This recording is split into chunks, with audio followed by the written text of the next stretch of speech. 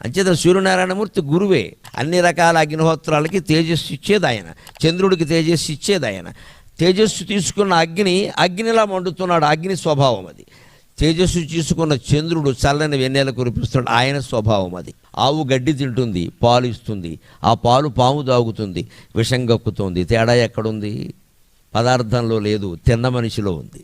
పాత్ర విభోగోస్తి ధేను పన్నగజోరివ తృణాత్ సంజాయతే క్షీరం క్షీరాత్ సంజాయతే విషం అంటారు సుభాషితంలో.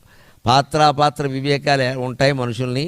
అందరికీ ఒకలాగే ఒకే ఆహారం పెట్టినా తల్లి ఆ బుద్ధులు ఒకలా ఉంటాయని చెప్పలేము. వాడి బుద్ధిని బట్టి వాడు ఆహారం ఉపయోగించు. గురువు అందరికీ ఒకలాగే చదువు చెప్పినా అందరికీ సరిగ్గా వస్తుందని చెప్పలేము. వాడి బుద్ధి గ్రహించడాన్ని బట్టి ఉంటుంది అది. ఓ డ్రాయింగ్ మాస్టర్ ఉంటాడు, అందరికీ డ్రాయింగ్ సమానంగానే నేర్పుతాడు. అందులో ఒక ఇద్దరు శిష్యులు గొప్ప బాపు అంత చిత్రకారులు అవుతారు, మిగిలిన వాళ్ళు స్కేల్ అడితే కూడా సరిగ్గా గీలేరు. దానికి మాస్టర్ని అంటే అలాగే వీడి కర్మ.